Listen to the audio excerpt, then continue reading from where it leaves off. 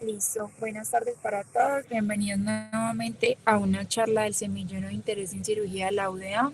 Mi nombre es Valeria Vélez, hago parte del comité académico y tengo el gusto de presentar hoy al doctor César Patiño, quien es médico y cirujano de segundo año de radiología de la UDA y profesor de la Universidad Cooperativa. Bienvenido, doctor. Hola, muy buenas tardes para todos. Muchas gracias pues como por la invitación y a todos pues por su asistencia. ¿Me están escuchando bien? Sí, doctor. Perfecto. Entonces les voy a compartir la pantalla.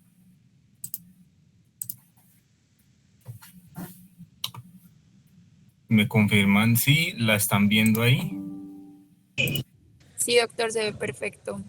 Perfecto, listo. Entonces, la idea de hoy es revisar este tema tan extenso del enfoque del trauma de abdomen digamos, desde la visión del grupo de radiología. Y este es el contenido pues, que propongo, una breve introducción, algunas recomendaciones sobre las guías actuales en el manejo del trauma, desde esa relación que debe haber entre el servicio de urgencias y el equipo de trauma y el servicio de radiología. Posteriormente, entonces, las lesiones más comunes y las perlas diagnósticas para las lesiones más comunes y más frecuentes en el trauma abdominal, unas conclusiones y un espacio para preguntas. Entonces, sabemos pues que el trauma es un verdadero problema de salud pública. En el mundo, 16.000 personas mueren al día, pues resultado de las lesiones traumáticas. Representa aproximadamente 1 de cada 10 muertes a nivel mundial y es la primera causa de muertes en hombres pues en una edad en la que son pues laboralmente activos. Por lo menos en Colombia hay una relación hombre a mujer 2-1 y a nivel global las causas de muerte en 3/4 partes de los accidentes, en 4/5 de los homicidios y en 2/3 de las muertes secundarias a guerras, pues son en hombres, ¿sí? Y por esta razón es la segunda causa de muerte en hombres de todos los grupos etarios, la primera en menores de 45, pero la segunda cuando sumamos pues como todos los grupos etarios. Y este dato pues es relevante sobre todo por el medio en el que vivimos, y es que el 90% de las muertes asociadas al trauma ocurren en países de bajos y medianos ingresos como el nuestro, e incluso se menciona que dentro de los países, las zonas con menores ingresos, pues son las que más incidencia van a tener de trauma, ¿sí? De muertes asociadas secundarias al trauma.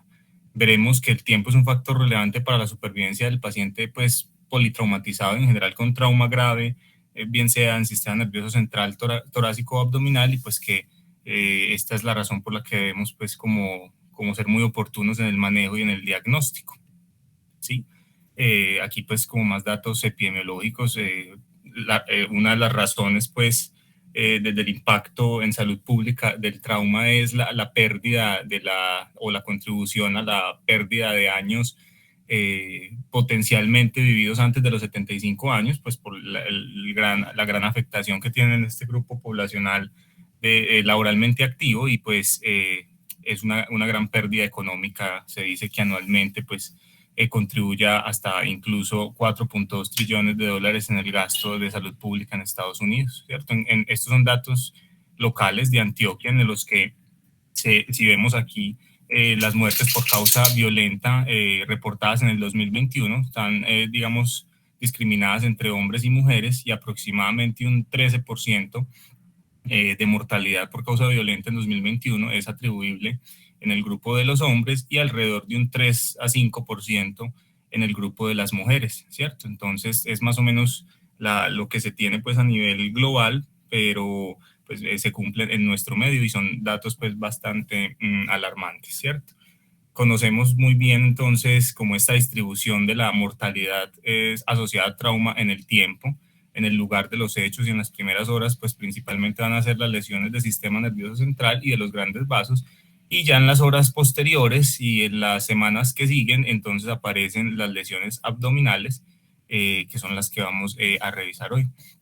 Entonces les mencionaba que les iba a traer como unas recomendaciones respecto al enfoque del paciente en radiología, y estas son unas guías de Inglaterra que nos dan 20 recomendaciones como para el manejo de ese paciente que tiene trauma en el servicio de radiología, porque muchas veces digamos que pensamos que solo es ingresó, pues cierto, hacemos como el diagnóstico y vamos a tomarle la imagen, pero pues hay como algunos protocolos previos que es importante como tener en cuenta desde el servicio de urgencias, ¿sí?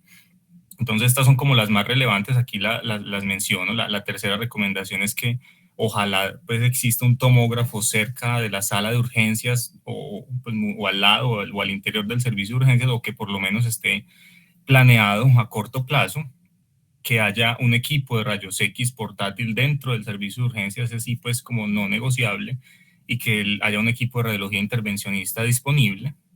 Como veremos, entonces las radiografías y el FAS pues no deben retrasar la realización de la tomografía, no quiere decir que no se hagan, pero no deben retrasar la realización de la tomografía. Nos hablan de los protocolos de TAC corporal total, veremos algo de evidencia al respecto, y menciona que radiología debe estar pues como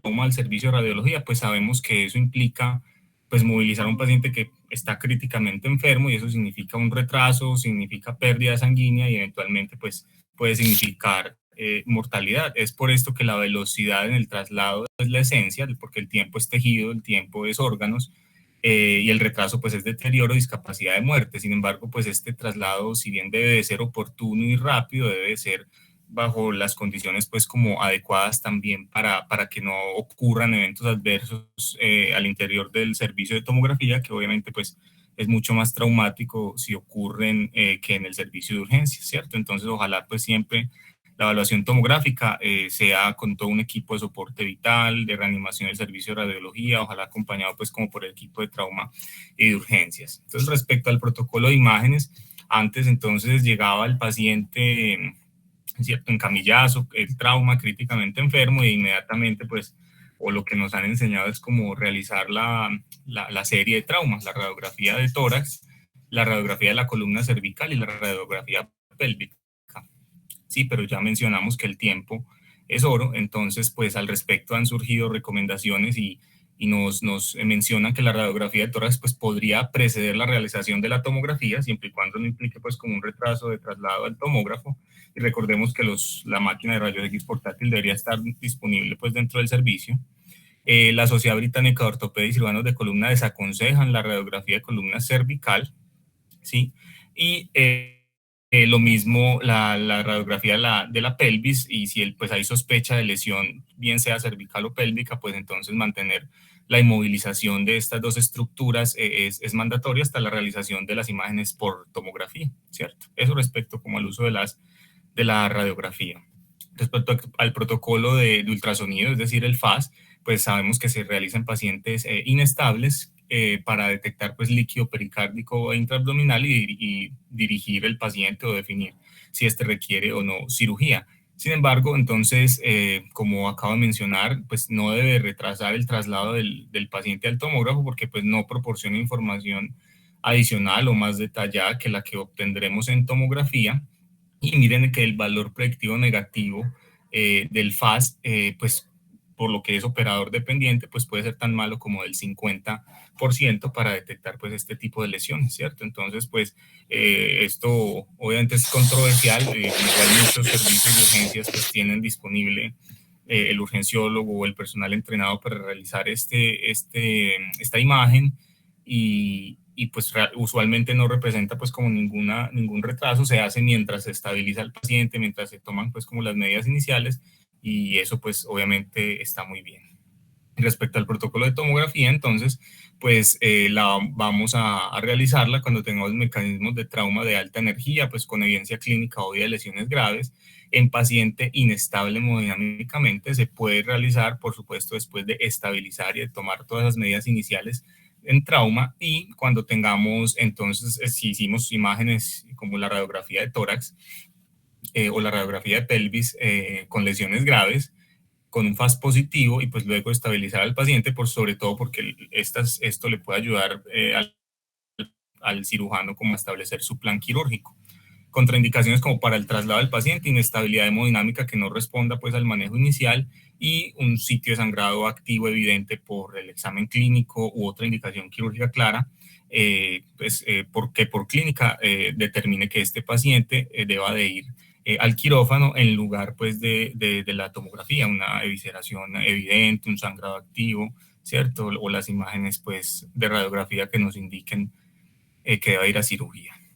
Entonces, para trasladar al tomógrafo, ojalá tengamos un acceso venoso antecubital derecho de buen calibre, ¿cierto? Una vena pues con un catéter mínimo 16, 18, con estabilización cervical y pélvica. Recordemos pues sobre todo la pélvica para disminuir el sangrado.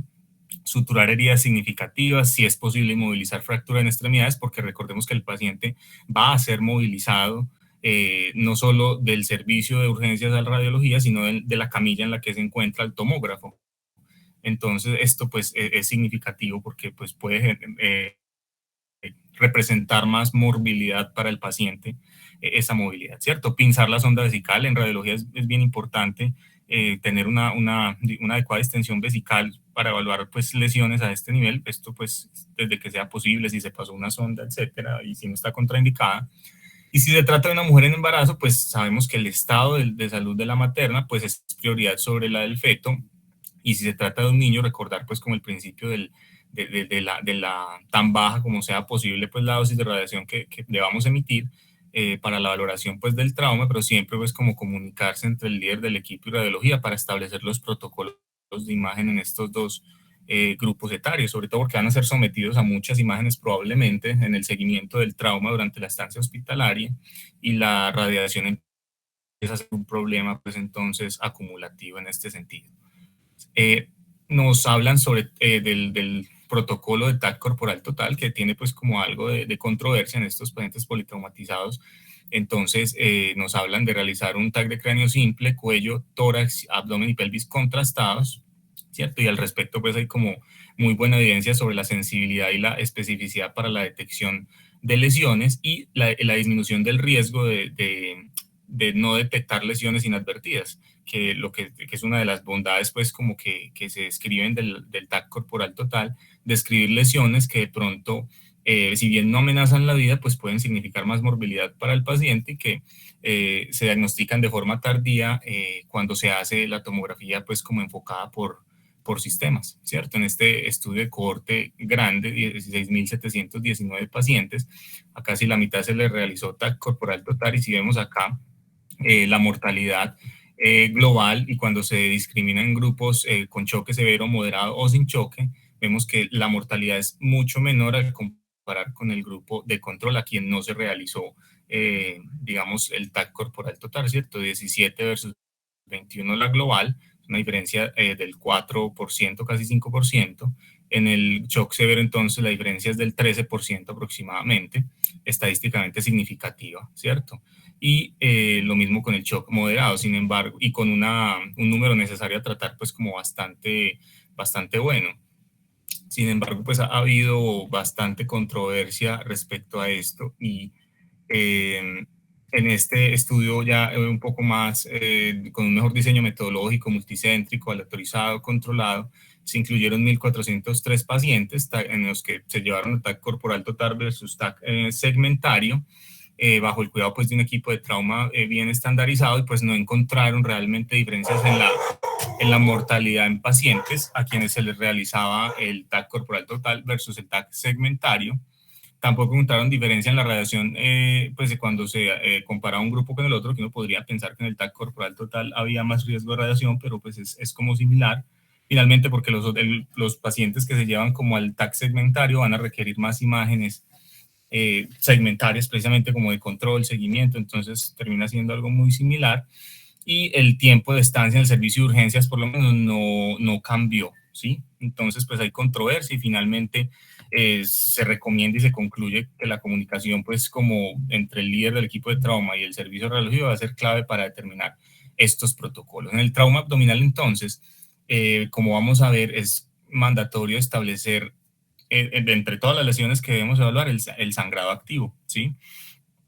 Bien sea secundaria a lesión de un órgano sólido o a sangrado vascular.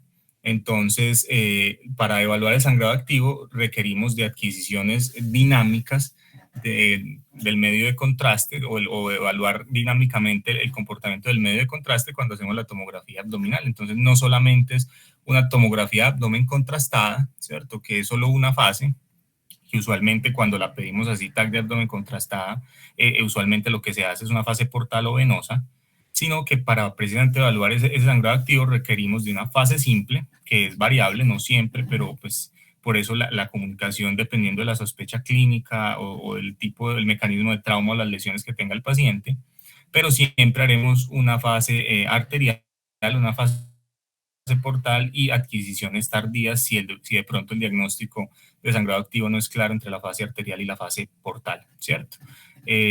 Siempre entonces debe haber un reporte radiológico en tiempo real y el radiólogo debe estar presente en ese momento en el que se está tomando la imagen para definir si se requieren precisamente otras fases u otras adquisiciones, ¿sí? Y definir entonces si hay lesiones que amenacen la vida, toracoabdominales, inmediatamente para que el paciente sea llevado oportunamente al quirófano, lesiones vasculares para reportar al servicio de radiología intervencionista y de forma pues como digamos secundaria, entre comillas, no porque sea menos importante, pero pues porque amenazan la vida de forma un poquito más tardía, pues las lesiones neurológicas, ¿verdad? Entonces, respecto a las imágenes de trauma en abdomen, pues vamos a tener el trauma cerrado y el trauma penetrante como los dos grandes grupos de trauma abdominal. Entonces, en el trauma cerrado ya sabemos que las lesiones de las vísceras sólidas van a ser mucho más frecuentes y en este orden, el órgano más lesionado es el vaso, seguido del hígado y seguido de los riñones. Y en el trauma penetrante, entonces, el trauma de víscera hueca va a ser más frecuente, principalmente en el intestino delgado y el mesenterio. Y de segundo está, pues, el trauma del colon. En el trauma cerrado, entonces, a grandes rasgos, debemos identificar signos ominosos o signos de, digamos, de gravedad, como es el neumoperitoneo, que es útil para sospechar lesión de víscera hueca. Sin embargo, en el trauma penetrante es exactamente lo contrario. Identificar el neumoperitoneo realmente pierde utilidad para definir lesión de víscera hueca por el mecanismo de trauma, porque pues al tratarse de un trauma penetrante, pues el neumoperitoneo que encontremos con gran seguridad, pues entonces puede ser aire que entra de afuera, del aire del ambiente. En el trauma cerrado, es importante, tanto cerrado como penetrante, realmente importante. De penetrante, entonces, identificar el líquido libre intraabdominal que veremos con ciertas características y el sangrado activo para evaluar lesión vascular, pues también es igualmente relevante. Es importante tener en cuenta que el trauma cerrado es predominantemente de manejo conservador, mientras que el trauma penetrante pues es predominantemente de manejo quirúrgico. Y respecto al trauma cerrado, este manejo conservador depende precisamente de los hallazgos en tomografía y por eso pues como la relevancia de un diagnóstico adecuado tomográfico de este tipo de trauma, ¿cierto?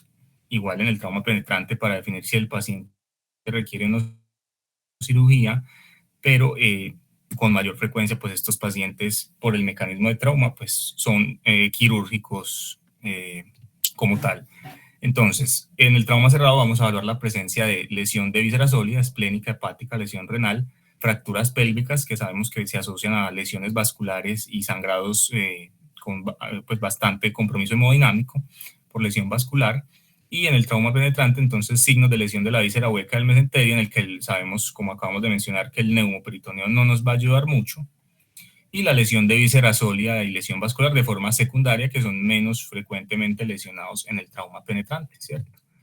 Entonces, en común, aquí nos sirve el neumoperitoneo, aquí no nos sirve el neumoperitoneo, pero en ambos nos va a servir el diagnóstico, la valoración del líquido peritoneal libre, ¿cierto? Del hemoperitoneo en este contexto de trauma, ¿sí?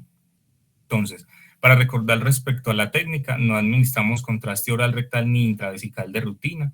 El intravesical depende, si hay sospecha de lesión vesical como vemos en esta imagen, sí se podría administrar pues a través de una sonda de Foley, sobre todo porque la fase excretora, es decir, el llenado desde los ureteres de la vejiga no nos va a ayudar para definir si la vejiga está rota o no, ¿sí? Se deben instilar mínimo una cantidad aproximada de 300 a 400 centímetros cúbicos de medio de contraste para poder diagnosticar estas roturas. Entonces, pues, de ahí la importancia, pues, como que el radiólogo esté ahí presente y que estemos hablando, pues, como basado en los hallazgos del paciente, ¿sí? Y lo mismo, entonces, cuando tenemos una sospecha de sangrado activo, como en este paciente que tiene una fractura pélvica, desde la fase simple, desde la fase arterial ya estamos viendo que hay acá una fuga del medio de contraste. En la fase venosa, entonces vemos cómo esta fuga del medio de contraste aumenta, ¿sí? Y a este le hicieron una adquisición más tardía y vemos entonces cómo ya está por fuera todo este medio de contraste por una lesión vascular, secundaria a un trauma pélvico. Entonces, ¿cierto? Seleccionar muy bien qué paciente, a quién hacer todas estas adquisiciones, sobre todo pues por el tema de la radiación y porque es importante que el diagnóstico quede claro, ¿sí? Entonces, ¿cómo definimos hemoperitoneo, cierto? Entonces, sangre en la cavidad intraperitoneal, ¿sí? Y recordemos las unidades de Hounsfield, ¿sí? Que es la forma de medir las densidades en la tomografía, en los diferentes tejidos en el cuerpo.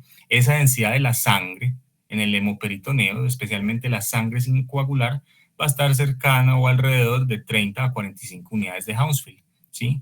Y la vamos a encontrar principalmente en las zonas dependientes, es decir, la sangre, el paciente está acostado, esta sería pues la cámara del tomógrafo, y la sangre pues se va a ir obviamente hacia la parte posterior y va a caer, incluso puede formar lo que llamamos el signo del hematocrito, ¿cierto? Se va sedimentando, entonces se va haciendo más densa en la parte dependiente y menos densa en la parte no dependiente, ¿sí? Esta es la densidad más o menos aproximada de la sangre sin coagular, y ya de la sangre coagulada es un poquito mayor, como vemos esta que está acá, es alrededor pues de 60 a 70 unidades de Hounsfield, ¿sí?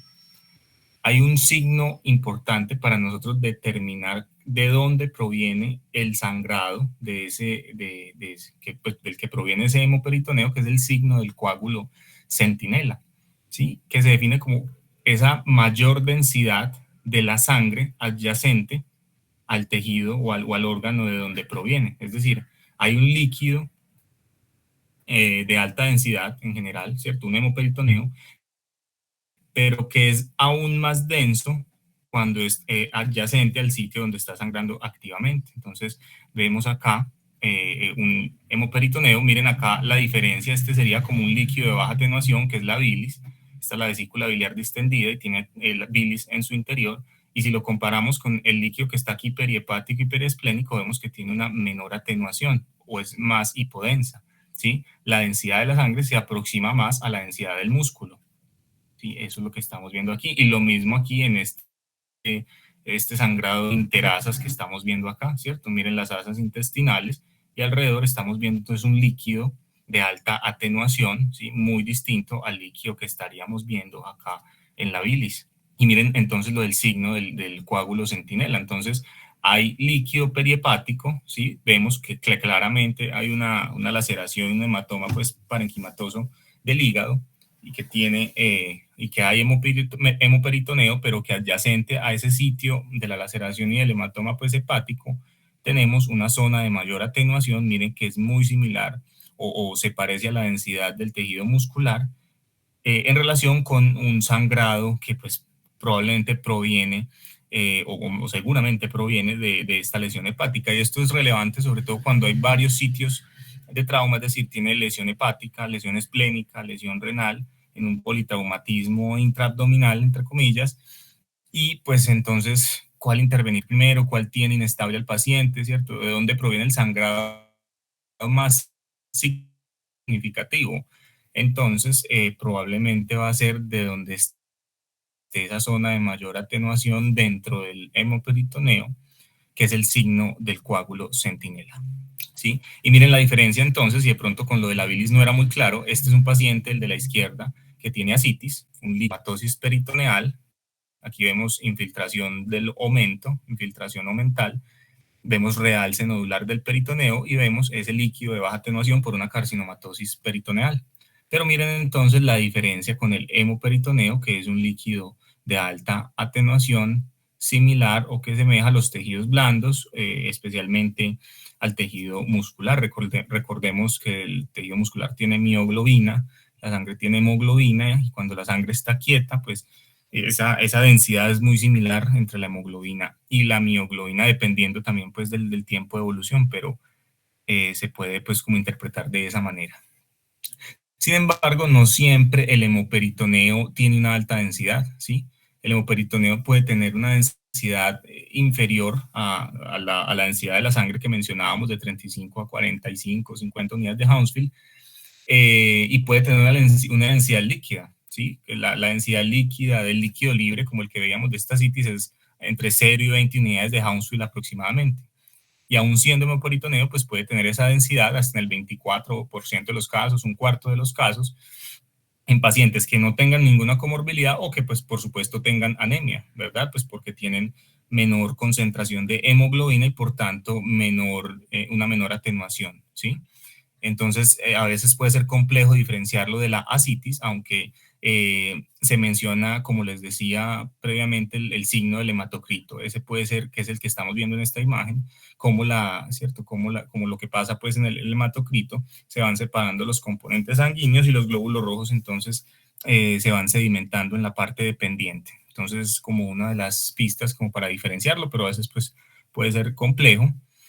También puede ser difícil entonces diferenciar un hemoperitoneo de estos de baja atenuación de un líquido por perforación de víscera hueca, sobre todo si no estamos viendo, como puede pasar en muchas ocasiones, el neumoperitoneo y que haya una lesión intestinal como tal.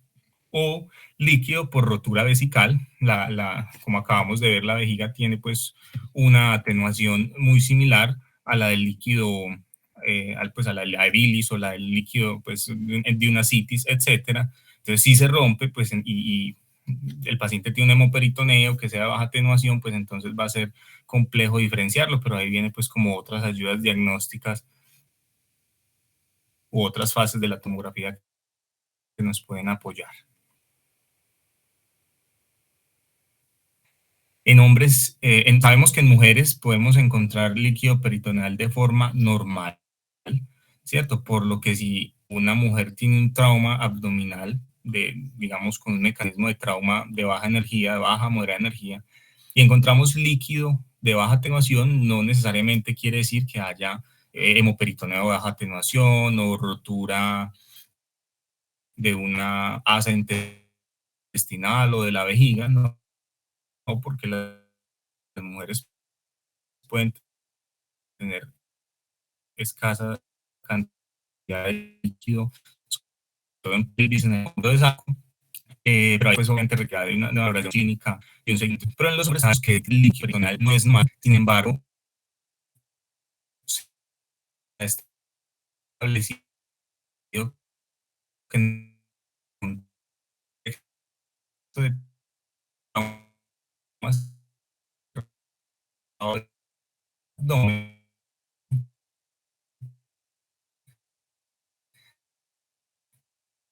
una cantidad escasa de líquido de baja, alrededor con una atenuación del líquido pues, normal, que en este patrón rotura es alta, ¿sí? Por esa que los hombres en ese contexto de trauma cerrado tengan un líquido de comillas de biología. Sin embargo, el seguimiento clínico va a ser la clave en estos pacientes. Que precisamente vi esta semana que tuvo un trauma abdominal en otra institución, parece que en esa institución no estaban con tomógrafo, por lo que decidió a cirugía. Aquí tenemos pues como la cicatriz en la línea media, y en la cirugía encontraron hemoperitoneo, ¿cierto? Que esta es la imagen, pues no es la imagen esta es la imagen posterior obviamente a la cirugía, pero encontraron hemoperitoneo, que es como lo que estamos viendo aquí pues alrededor del hígado, pero no encontraron el origen ni ninguna lesión, entonces cerraron la cavidad y la remitieron pues entonces como para estudios complementarios, y esta es la tomografía que se hizo a su ingreso a la institución. Entonces vemos, como estábamos viendo en los ejemplos de la literatura, que hay hemoperitoneo, un líquido de alta atenuación con zonas de mayor atenuación unas que otras. De pronto esto ha disminuido es por el tiempo. Es un corte a nivel del hígado, un corte pues como más caudal. Seguimos viendo ese líquido de alta atenuación entre las asas intestinales. ¿Sí? No tenía signos de sangrado activo, por lo menos de lesión traumática del hígado, del vaso, ni de los riñones en orden de frecuencia, ni tampoco lesión vascular. Entonces, al seguir evaluando, pues, como toda el contexto y toda la imagen, al mirar aquí el psoas, ¿cierto? Nos damos cuenta de que hay una asimetría. Este es el músculo psoas del lado derecho. Aquí tenemos el músculo psoas, ¿sí? Del lado izquierdo, ¿sí? Mírenlo acá, y hay una notable asimetría. El músculo psoas del lado izquierdo, pues no se define muy bien desde esta imagen, o se define muy bien, pero adyacente a él hay una imagen de mayor atenuación, ¿cierto?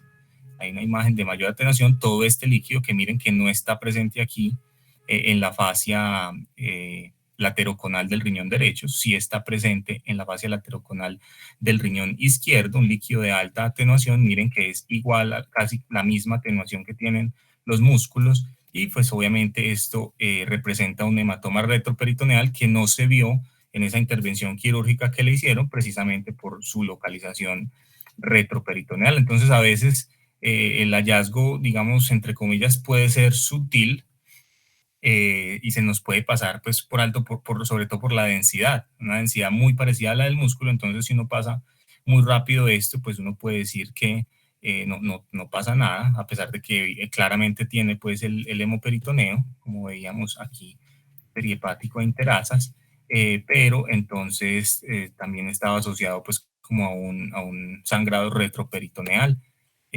con signos de sangrado activo, que también es bastante sutil, como estamos viendo acá. Más adelante les voy a aclarar eso de cómo diagnosticamos el sangrado activo, pero en esta es una fase arterial. Miren aquí la aorta cómo está opacificada al máximo, y esta es una fase venosa, la aorta opacificando un poco menos y la cava opacificando un poco más. Y vemos acá en este sitio donde tengo el láser, como vemos una fuguita pequeñita acá de medio de contraste, que aquí aumentó, es un sangrado activo de una rama muscular del psoas. Entonces, respecto al trauma de víscera sólida, entonces empecemos con el trauma esplénico, que es la lesión como más común. Tanto el trauma esplénico como el hepático y el renal lo vamos a clasificar con las escalas de la Asociación Americana de Cirugía de Trauma, que básicamente se basan en la caracterización de las laceraciones del órgano,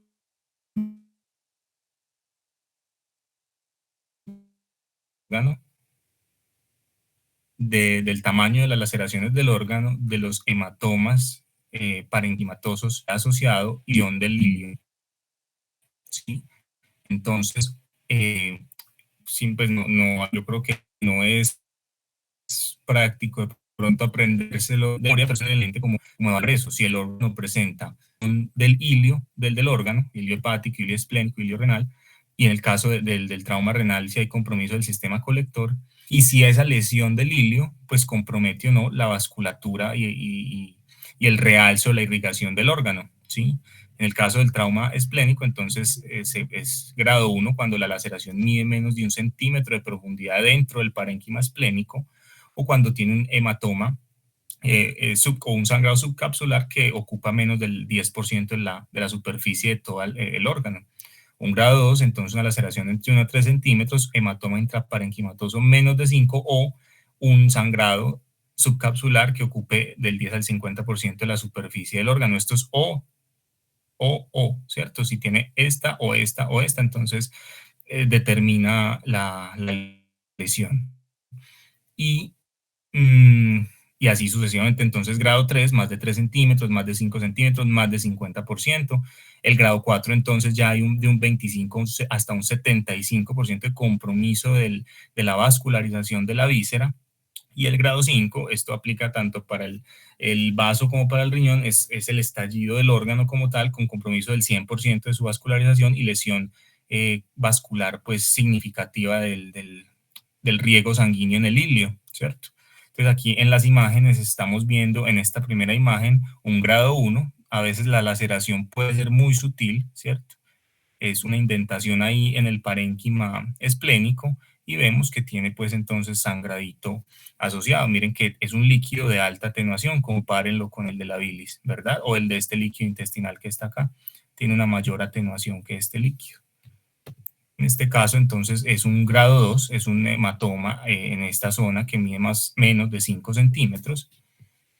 Aquí tenemos entonces un grado 3, esta zona ya de devascularización, ¿cierto? Este entregrado a veces no es fácil, este podría pasar perfectamente por un grado 4, está en la mitad, probablemente, pues habría que mirar toda la imagen, si de pronto entonces tiene una laceración de 5 centímetros, si tiene un hematoma, ¿cierto? Medir el tamaño, porque pues con este compromiso aquí, como de la vascularización del órgano, uno podría decir perfectamente que es un grado 4, ¿sí? Aquí es mucho más claro de que se trata de un grado 4, compromete aproximadamente un 75-80% de la vasculatura del vaso, y este es un grado 5 no por el compromiso de la vasculatura como tal, porque tiene más o menos un realce bien, pues que está bien, similar al del hígado, sino porque tiene signos de sangrado activo, que es esto que estamos viendo acá, ¿cierto? Esta imagen obviamente hay que ver la dinámica, es decir, en fase arterial como esta, miren la aorta, y compararla con una fase portal. Si ese pool de medio de contraste aumenta entre la fase arterial y la fase portal, pues probablemente estamos frente a un sangrado activo, y eso convierte pues en grado 5 el trauma esplénico, ¿sí? Mírenlo acá. Entonces hay fuga de medio de contraste que incluso pues está alrededor del vaso. Entonces el trauma hepático es muy similar, ¿cierto? Si uno se aprende pues como lo que hay que mirar, pues no, esto no hay que aprenderlo exactamente de memoria, pero pues uno va y lo mira ya pues como con esto en su mente. Entonces la laceración menos de 1 centímetro, de 1 a 3, más de 3, ¿cierto? El hematoma entonces aquí ya es si es menos o más de 10 centímetros, si él tiene compromiso entonces del ese realce parenquimatoso entre el 25 al 75, más del 75%, o lesiones, ¿cierto? De los grandes vasos, lesión de la vena cava, lesión de venas hepáticas, ¿sí? O signos de sangrado activo. Aquí en esta imagen, entonces, miren lo sutil, ¿sí? Es un trauma hepático grado 1, que pues sí, se puede pasar, sobre todo los esplénicos se pasan con más frecuencia que los hepáticos, entonces estar como muy atentos a cualquier cambio en esa superficie del órgano. En este caso tenemos entonces un grado 2, aquí con mayor compromiso, ¿sí? Un grado 3, entonces es una lesión intraparenquimatosa que está alrededor de los 10 centímetros, con una laceración que claramente pues tiene más de 3 centímetros de profundidad dentro del parénquima hepático, ¿sí? Aquí tenemos entonces un trauma hepático grado 5, en el que ya vemos entonces signos de sangrado activo con hemoperitoneo adyacente, sangrado perihepático pues como adyacente, ¿cierto? Y otro trauma hepático grado 5 en el que hay un extenso compromiso de la vena cava retrohepática y del confluente de las venas hepáticas, ¿cierto? Aquí en esta zona de laceración que se extiende desde la superficie hepática hasta la confluencia de las venas hepáticas en la vena cava inferior, ¿sí? Importante recordar que el hígado tiene una zona desnuda, ¿sí? Que esta que está acá en la parte superior y posterior del hígado, y que esa zona, el trauma de esa zona desnuda, que es lo que estamos viendo en esta imagen de acá, puede generar no sangrado intraperitoneal, es decir, hemoperitoneo, sino que puede causar un hemorretroperitoneo, un sangrado retroperitoneal. En estas imágenes lo que nos muestran aquí en la literatura es que tenía este trauma hepático, no encontraron, digamos, un sangrado o un hemoperitoneo o líquido pues perihepático significativo o periesplénico, pero sí encontraron sangrado rodeando el riñón sin determinar lesiones renales, ¿sí? Entonces, pues si ese sangrado no viene del riñón porque no está lacerado o lesionado, pues entonces hay que buscar de dónde viene y tener en consideración esta lesión de la zona desnuda del hígado, pues es relevante para diagnosticar el origen de ese hemorretroperitoneo, perdón, ¿cierto? O simplemente pues como sangrado retroperitoneal. Cuando tenemos lesiones y hipodensas del hígado como estas, ¿cierto? Que no están asociadas a sangrado o a hemoperitoneo o hemorretroperitoneo, ¿sí? En la que no hay lesión significativa de las estructuras vasculares, vemos aquí cómo están opacificando de una forma adecuada las venas hepáticas, la vena cava, entonces debemos sospechar con un líquido de baja atenuación muy parecido al de la bilis, ¿sí? Que se trata de un bilioma postraumático, ¿cierto? En este caso, estas tres imágenes son del mismo paciente y observamos entonces una colección hipodensa. Este es un corte más craneal y aquí estos dos más caudales. Miren que aquí ya estamos llegando al segmento 6 al lado del riñón y entonces todo esto correspondía a una lesión de la vía biliar con un bilioma postraumático y acá tiene pues un catéter multipropósito que fue insertado pues como por radiología para su drenaje, ¿verdad? Entonces se pueden confundir también con laceraciones y lesiones pues como muy extensas, pero recordemos que también pueden ser biliomas de origen traumático. El trauma renal entonces también va de grado 1 a grado 5, entonces el grado 1 de nuevo puede ser muy sutil. Miren ustedes acá cómo tenemos esta colección subcapsular que se suma como a las densidades que hay alrededor del riñón y se puede pasar como por alto. Obviamente el contorno aquí del riñón se ve achatado por ese sangrado subcapsular, pero entonces se correspondería a un trauma grado 1, ¿cierto? El trauma grado 2, entonces, ese es el hematoma subcapsular que puede ser más extenso, con una laceración que afecta la cortical, ¿sí? Y parcialmente la medular. La grado 3 entonces ya afecta de forma más extensa la cortical y la medular y se extiende hasta el sistema colector sin lesionarlo, ¿cierto? Y el hematoma subcapsular pues es mucho más significativo. En el grado 4 entonces ya hay una lesión al sistema colector y pueden haber entonces formación de urinomas y el líquido que hay alrededor del riñón entonces puede ser de baja densidad precisamente por lesión del sistema colector y fuga de la orina.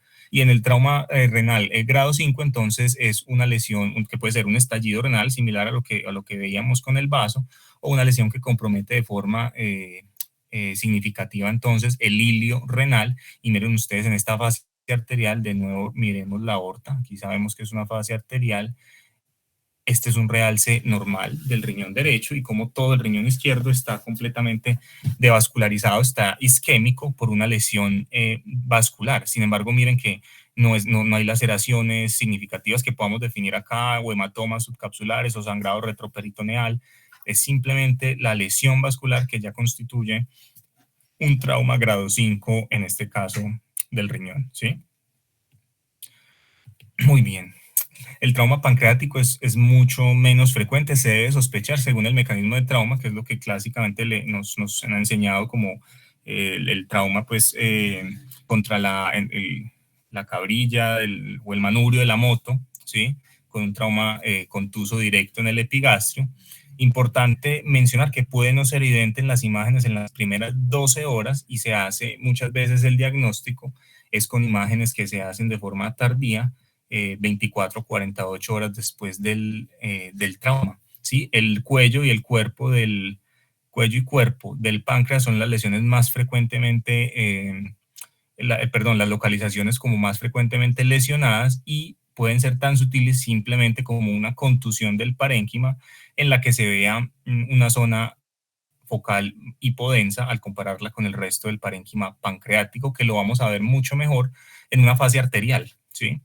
Esta está muy portal, es una fase pues más tardita, entonces aún puede ser un reto pues, diagnosticarlo en esta fase, pero entonces estar muy atentos a los cambios de la densidad del parénquima pancreático, ¿cierto? Para detectar contusiones. Ya cuando hay laceraciones, ¿sí? Es mucho más fácil, así como hemos visto en otros órganos, evaluar los contornos del páncreas y determinar entonces si tiene laceraciones o si tiene transecciones o fracturas pancreáticas. Cuando afectan menos del 50% digamos, del parénquima pancreático, podemos definirla como una laceración, y cuando tenemos una laceración o una lesión que lesiona más del 50% del parénquima pancreático, entonces podemos hablar de una transección o de una fractura pancreática que se asocia, perdón, a lesión del ducto pancreático y requiere entonces una CEPRE para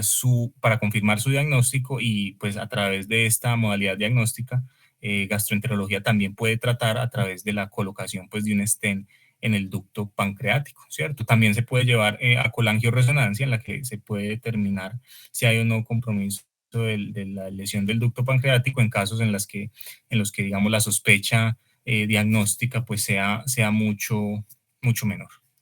El trauma adrenal es también bastante infrecuente, corresponde al 2% de las lesiones por trauma cerrado. Usualmente se asocia a trauma grave y con cuando hay compromiso de otros órganos, pues, especialmente pues, del hemiabdomen superior, como del hígado y del vaso. La glándula adrenal derecha, entonces, la que más se afecta, está en el 75% de los casos, la izquierda en el 15%, ambas en el 10%. Cuando es un compromiso unilateral, puede tener una resolución espontánea sin manifestaciones clínicas, pero cuando hay compromiso bilateral, entonces los pacientes pueden manifestar insuficiencia adrenal, ¿sí? Se puede entonces manifestar en la tomografía como un hematoma focal de alta atenuación, que es lo que estamos viendo en la imagen central, ¿sí? Miren la glándula adrenal izquierda. De pronto aquí se ve con mayor claridad cómo es una glándula adrenal normal, como un triangulito encima del riñón. Entonces se puede manifestar como un hematoma focal de alta atenuación o un aumento en el tamaño glandular, un aumento difuso, asimétrico al compararlo con el otro lado,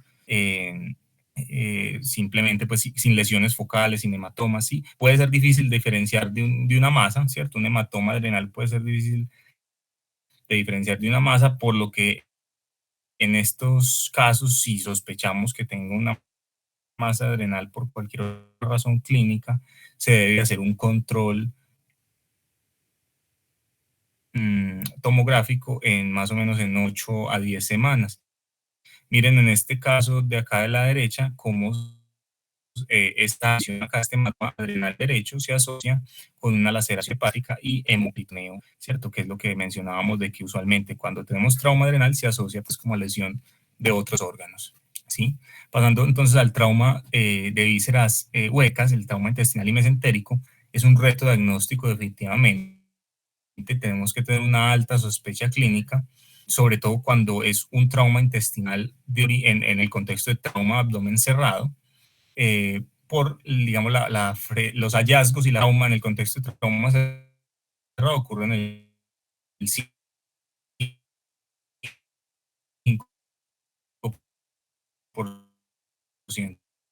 de los pacientes. El diagnóstico tardío, por esos errores diagnósticos, porque esta es una de las lesiones pues como más difíciles de diagnosticar, ¿cierto? El 50% entonces afectan o comprometen el intestino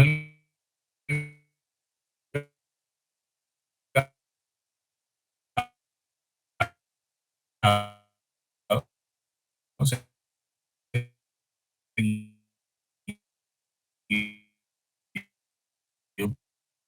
por trauma del colon y trauma gástrico. Los sitios más frecuentes de lesión en el colon se une con el yeyuno, ahí entonces es el ligamento de Treis, no lo vamos a ver en el yeyunal, ¿cierto? Con lesiones alrededor de esta estructura, ¿cierto? Hacia los cuadrantes superiores del abdomen y alrededor de la válvula iliocecal, que esa sí la vamos a ver en tomografía, que es esta estructura de baja atenuación que está rodeando el ilion distal, que es este que está aquí opacificado por el medio de contraste, que miren que tiene una atenuación grasa, la grasa mesentérica, y alrededor del ilion distal, entonces tenemos esa atenuación grasa, esa es la válvula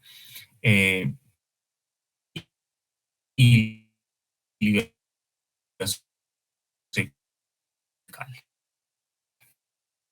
¿Sí? Entonces, tenemos unos signos directos y unos signos indirectos de trauma intestinal y de trauma. Pueden entonces, directos, pues digamos que son los fáciles. Si uno ve una infección focal, pared intestinal, una toma mural, una aguja de área, una solución continua de la pared intestinal, pues entonces está el diagnóstico. Pero lo más frecuente es tener signos indirectos, que son los que se pasan, ¿cierto? Entonces, aire extraluminal, a veces son burbujas milimétricamente, entonces una recomendación muy importante es evaluar siempre la tomografía de abdomen con la ventana de hueso y con la ventana pulmonar, sobre todo para aumentar la sensibilidad de la detección de ese aire extraluminal, ¿sí? También está la estriación de la grasa mesentérica y este también es bien relevante porque el mesenterio es como un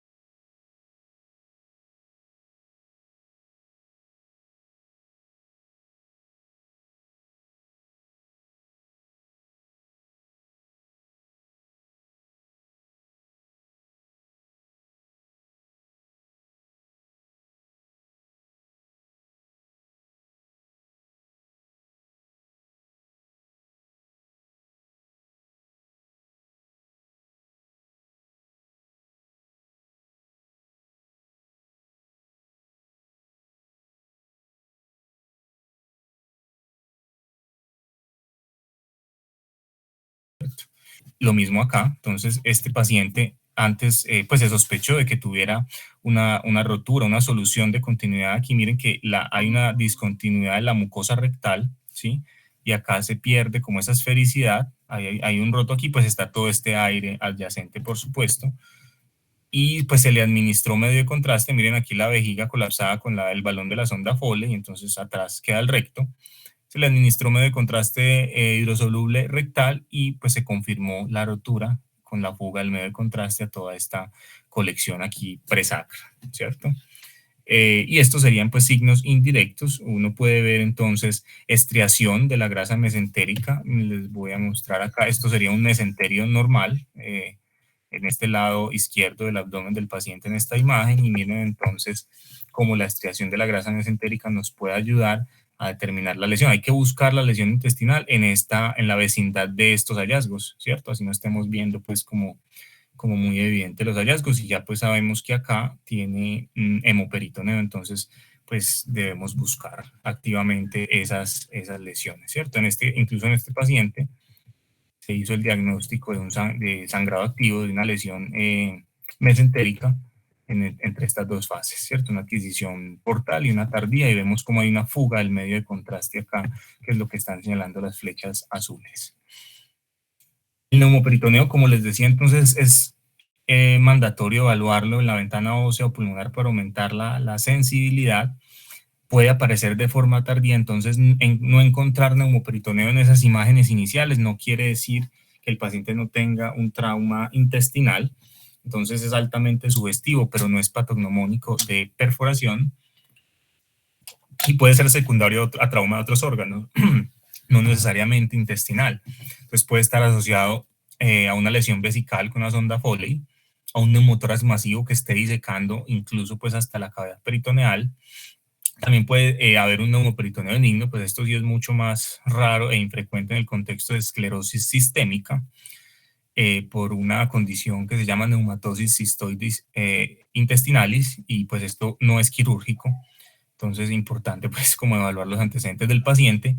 Y el pseudoneumoperitoneo, ¿sí? Que no es aire dentro de la cavidad peritoneal, sino que es aire entre el peritoneo parietal y la pared abdominal, ¿sí? Que puede verse en pacientes que tienen fracturas costales o neumotórax, neumomediastino, ¿cierto? O una lesión rectal extraperitoneal, ¿cierto? O del colon, pues. Entonces se puede asociar como a este hallazgo de aire entre el peritoneo parietal y la pared, que simula un neumoperitoneo, ¿sí? En radiografía, esto me parece importante pues mencionarlo. Recordemos que el neumoperitoneo lo vamos a evaluar en la radiografía de tórax, de tórax, y que el paciente pues esté de pie porque el aire sube, y pues ojalá siempre sea así de evidente, ¿cierto? Vemos la línea del diafragma, y por debajo pues entonces una imagen radiolúcida que corresponde pues como al aire libre intraperitoneal, y acá la sombra hepática. Cuando es esta cantidad de neumoperitoneo, usualmente pues o es posquirúrgico, ¿cierto? Y habrá que indagar los antecedentes, o lesiones, digamos, proximales, gástricas, del duodeno, pero a veces es tan sutil. No traje esa imagen en la que se ve muy sutil. A veces pues no siempre es tan evidente, sino que el neumoperitoneo es simplemente una línea apenas perceptible, ¿cierto? Aquí encima de la sombra hepática o al otro lado de la sombra esclénica. Entonces pues estar como buscándolo atentamente. Este triangulito, así se llama, es el signo del triángulo, que también nos habla de neumoperitoneo. Entonces miren aquí que es como la región subhepática en la radiografía, y paredes de la asa intestinal. Hay aire dentro de las asas intestinales, pero este aire no está dentro de ninguna asa, está por fuera y forma estos ángulos con el hígado, ¿sí? Entonces el signo del triángulo también nos puede aportar en el diagnóstico, ¿cierto? Y en tomografía, pues entonces sí va a ser un poquito más evidente, ¿cierto? El aire, recordemos que el paciente en la tomografía está acostado, entonces el aire sube y se va a ubicar aquí en la región anterior, neumoperitoneo, pero no siempre lo vamos a ver, y también debemos recordar como esos signos indirectos. Entonces si vemos una asa intestinal que está engrosada y se asocia al líquido intraabdominal de baja atenuación, entonces pues, ¿cierto? También debemos sospechar de que puede tener una perforación, ¿sí? Muy bien, aquí como neumoperitoneo más evidente, y la imagen que les mostraba entonces adyacente a una asa intestinal que hay que buscar activamente, ¿sí? Cualquier burbuja de aire, pues no siempre son así de grandes, a veces son milimétricas realmente, como por ejemplo esta imagen que está acá. Y cualquier burbuja de aire adyacente a un asa que esté engrosada, con estriación de la grasa mesentérica, con algo de líquido mesentérico, interasas, etcétera, pues entonces nos debe aumentar la sospecha de perforación, ¿sí? En el trauma penetrante, especialmente en el asociado a las heridas por proyectil de arma de fuego, es útil que el equipo de trauma o en el servicio de urgencias marque el sitio de entrada y de salida con un adhesivo metálico. Esto pues no está protocolizado ni estandarizado en todas las instituciones, pero para radiología es importante, porque no siempre pues es como tan evidente la abulsión de los tejidos blandos, por dónde entró, por dónde salió, pero pues obviamente por el patrón de lesiones tratamos de establecer cuál es ese recorrido, ¿sí? No usamos contraste oral rectal o vesical de rutina, como les mencionaba, y siempre entonces hacemos una fase portal, una fase arterial, una fase portal y una fase tardía, ¿sí? Porque estas lesiones por herida por proyectil de arma de fuego con frecuencia se asocian a sangrado activo. Miren aquí en esta imagen cómo entonces el equipo de trauma marcó el orificio de entrada, aquí como en la región mamaria derecha, y el orificio de salida en la región dorsal izquierda, y entonces haciendo reconstrucciones ya en la estación de trabajo se establece pues como más o menos el recorrido que tuvo la bala, para evaluar todas las lesiones pues, que tiene asociadas. En este caso, pues una laceración transfixiante aquí del parénquima hepático. Miren todo este compromiso vascular que tiene, ¿sí? Y la bala entonces salió atravesando el cuerpo vertebral, ¿sí? Y aquí la lámina del lado izquierdo, y salió pues por los tejidos blandos. Como les mencionaba, entonces la utilidad del neumoperitoneo cae en el trauma penetrante porque pues el aire que encontremos en la cavidad peritoneal pues entonces puede ser introducido desde afuera e incluso solo está presente en un tercio de los pacientes que tienen una verdadera lesión intraperitoneal documentada. Se menciona que los signos más útiles, incluso para predecir lesión intestinal en el trauma penetrante, es el engrosamiento mural focal de una asa intestinal, ¿sí?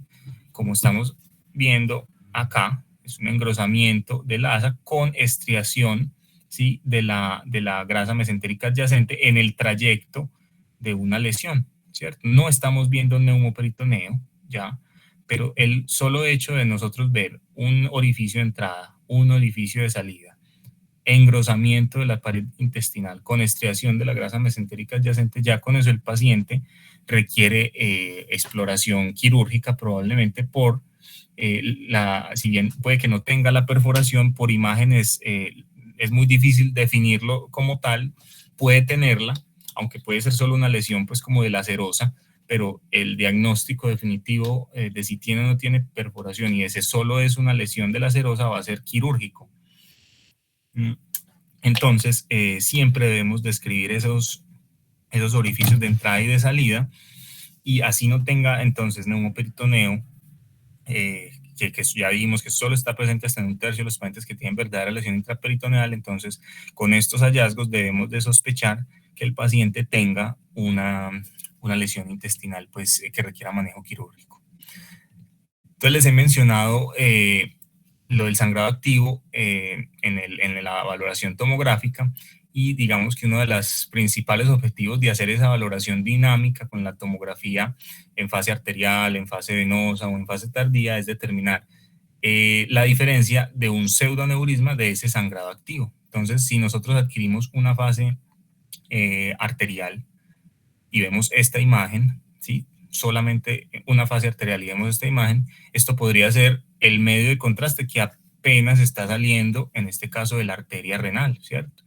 Entonces, si hacemos una fase más tardía, una fase venosa, una fase portal, y vemos que esta bolsita que está acá está aumentando, entonces no es un pseudoaneurisma, sino que se trata de un sangrado activo, ¿sí?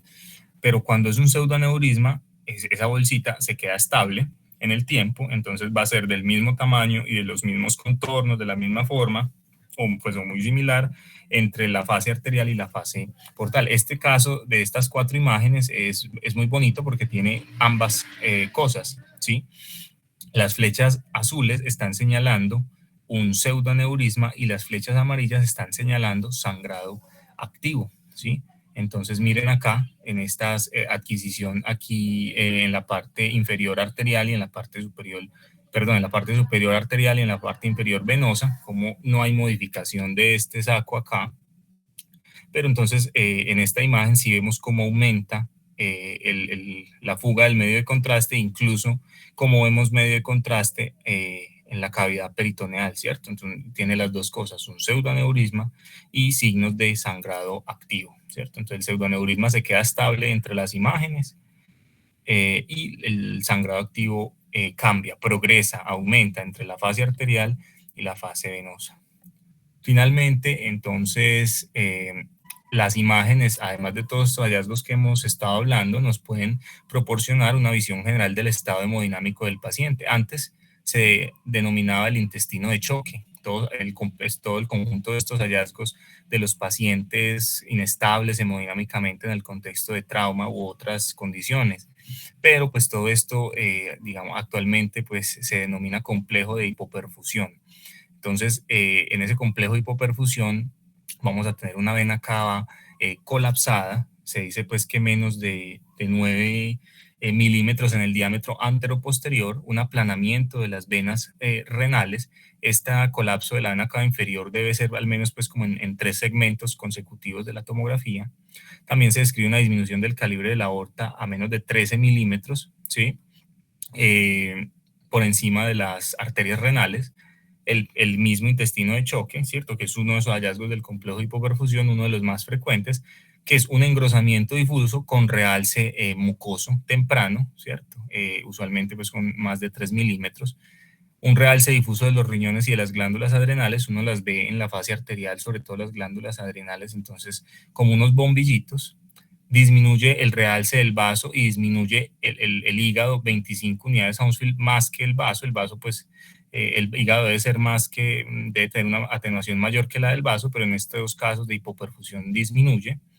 Y puede haber entonces edema peripancreático y retroperitoneal, ¿cierto? Entonces así se ve un intestino de choque, y miren acá entonces desde esta fase arterial cómo las glándulas adrenales están prendidas como unos bombillitos, y hay una disminución de la perfusión del vaso y un evidente engrosamiento de las paredes intestinales con un realce mucoso ávido y significativo, pues que no es normal para la fase. Entonces esto le puede a uno, digamos, además de diagnosticar pues como todas las lesiones del trauma, establecer una visión hemodinámica del paciente para determinar conductas. Obviamente estos pacientes pues están hipotensos, taquicárdicos, hiperlactatémicos, ¿cierto? Pero esto pues se convierte como en una herramienta adicional a lo que podemos evaluar en el contexto de trauma. Entonces, para concluir, todos los hospitales pues deben tener un equipo de trauma con un líder que favorezca la comunicación. Creo que mencioné pues en varias ocasiones que esa comunicación de un líder designado del equipo de trauma con el servicio de radiología es clave para los desenlaces del paciente y está estudiado. El traslado debe ser rápido al servicio de radiología, pero seguro, ¿cierto? La lectura de los estudios debe ser oportuna, incluso en tiempo real, comunicarse con el radiólogo para definir si requiere otras imágenes, otras fases, por ejemplo, el medio de contraste rectal, medio de contraste intravesical, etcétera, y comunicar pues estos hallazgos en esa hora dorada que tenemos para impactar el pronóstico del paciente, comentarlo a los intervencionistas si hay sangrado activo. El TAC corporal finalmente pues es controversial, es a criterio clínico, falta evidencia pues como concluyente, no está protocolizado en todos los hospitales. Entonces, por ahora pues lo que más hacemos es como el TAC segmentario, siempre hacer una evaluación sistemática. Entonces si tenemos un estudio dinámico, entonces evaluar la fase simple, la fase arterial, la fase portal, la fase tardía, para determinar si tiene un sangrado activo, si tiene un pseudoaneurisma, o el sangrado pues, o el activo de órganos sólidos, etcétera. La detección de los signos orientadores, neumoperitoneo en el trauma cerrado, el hemoperitoneo en ambos, ¿cierto? Tanto cerrado como penetrante, el coágulo centinela para ver entonces cuál es el órgano pues como más de origen o el más comprometido, sobre todo cuando hay múltiples lesiones, signos de sangrado activo, el trayecto de la lesión en trauma penetrante, ojalá marcarla pues si así es posible. Y recordar que el manejo en trauma cerrado es conservador y depende de los hallazgos tomográficos y de su adecuada interpretación, y tiene una tasa de éxito hasta pues que supera el 80, el 90%, ¿cierto? Entonces en el trauma cerrado la tomografía pues es como la pauta, incluso no solo diagnóstica sino terapéutica, y pues la llama a un amigo radiólogo que siempre pues estaremos como atentos a todas las preguntas, ¿cierto? Que tengan, ¿sí? Entonces, ahí les dejo de pronto mi correo si tienen casos, dudas, me pueden preguntar, y pues quedo atento como a sus preguntas. Doctor, muchísimas gracias por la charla. No sé si tiene alguna pregunta que quiera decir como por el micrófono o escribirla por el chat. Y si no, nuevamente muchísimas gracias, y ya para que queden pendientes pues como llenar la licencia. Sí, quedo atento ahí a las preguntas que tengan.